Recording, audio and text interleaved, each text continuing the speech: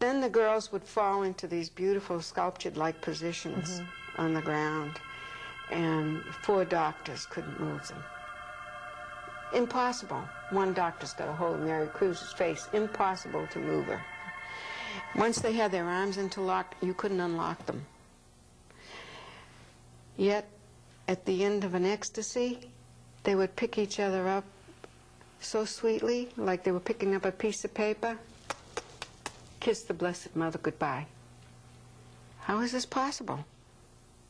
You could tell by their clothing, the slides that I show, the film, you can see it very clearly.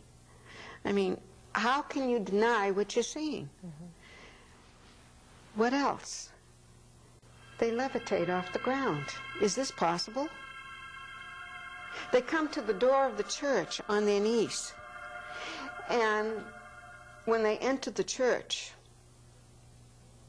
they go over the little slide platform, not by standing up and walking over it. It's like they hop with 2 knees like a bunny. How is this possible? And they go down on their knees all the way down to the Blessed Sacrament. And then when they leave, they don't turn their back on the Blessed Sacrament. They go backwards. Not always. It wasn't always this way. Because, as I say, now everything is varied. You can't say, this is the way that you... There's no slot you can put it in. And so what was the Blessed Mother doing all this time? She wasn't coming for fun and games. She was coming to remind us about, first of all, she came as a mother, full of love, tenderness. So much love that she took the children into every single room in every single house. Everything she did had a purpose. She had them making the sign of the cross over the beds, and they would be praying. Why? Don't you think the Blessed Mother was trying to tell us that the day was coming when that marriage bed was going to be desecrated by means of abortion? People changing partners like they're changing shirts? Don't even bother to get married? I mean, they say it's only a piece of paper. Second, she came as a teacher to remind us about the truth of our faith, because she knew we were heading for trouble. The people were going to be all confused and mixed up. Nobody could recognize the difference between right and wrong anymore, good and evil, even deny the existence of hell. When at Garabandal, she's telling us Catholic Christians do not think enough about heaven and hell. Oh, there's a lot to tell you. But that's been more than 40 years. Do you think people have listened? Obviously, things have even gotten worse. What happened to that powerful message? Absolutely, things have gotten worse. Let me tell you something. I went there in 1965. This is how we started this show, talking about that. Right. Michael the Archangel delivered the Blessed Mother's final message. Do you know why? Because she said in her final apparition on November 13, 1965, do you know why I did not come myself to bring the final message for the world? Because it grieved me so. And what was this message?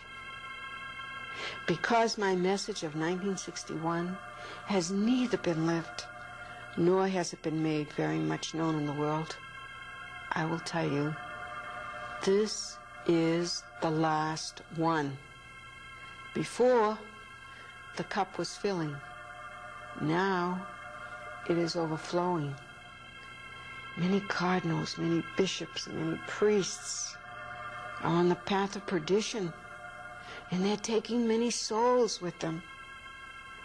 To the Eucharist, there is being given less and less importance. You must avoid the wrath of God by your good efforts. You must ask pardon with your sincere soul, and God will pardon you. It is I, your mother, who through the intercession of the Archangel Michael wish to say that you amend your lives, that you are already in the last warnings. I love you very much and do not want you to be condemned. Ask us sincerely. We're going to give to you. you should sacrifice more and think about the passion of Jesus. This was her final message. She said it was the final one. Now, to answer your question, has the world changed? She gave 2 other messages to Loli and Jacinta in 1962, and she said the world continues on as though they're not expecting the chastisement, but it will come. So few have changed their lives. She said, few will see God. Very serious words. And she said the good must pray for the bad. Jacinta has told us that the worldwide warning, which I will talk about in a moment, will take place when the world is at its worst. So we know that the world is going down, down, down. But there is another very important part of this whole scenario, and it is the need to pray for priests. Let's talk about that, because the message that she delivered about priests and bishops and cardinals, how was that received? Because I've heard that that's one of the reasons the church had not approved this, the criticism of the church hierarchy. How has that been received? Is that part of that?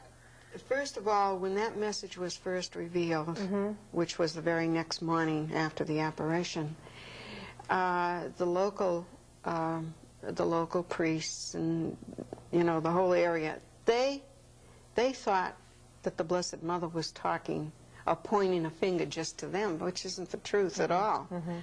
She was talking in a general way. But priests are very important in all this. In fact, the Blessed Mother was very happy when the priests came to the village. She loved it. She would give the girls little secret messages to deliver to the priests, and once they delivered it, they couldn't remember.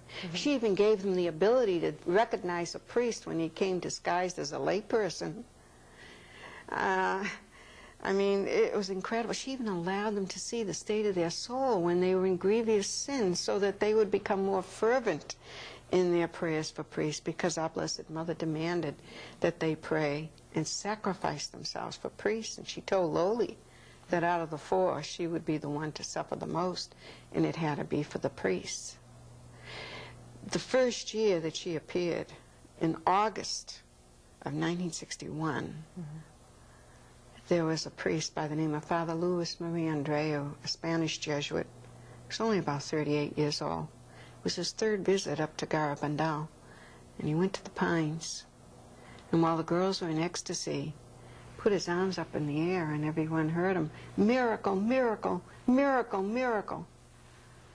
Our Blessed Mother told the children, "Father Louis sees me." She seemed to be saying to him, "You will soon be with me." He left the village very late at night. It was already August the 9th. And in the car, you know, his friends were driving, and his friend was driving, and he was sitting there, and he was saying, "What a sweet and lovely mother we have in heaven. We should not be afraid of the supernatural." He said, "This is the happiest day of my life." And he kept repeating this over and over again. He made a slight cough, lowered his head, and died in the car. Never had a sick day in his life. He died of joy. We will talk more about him a little later.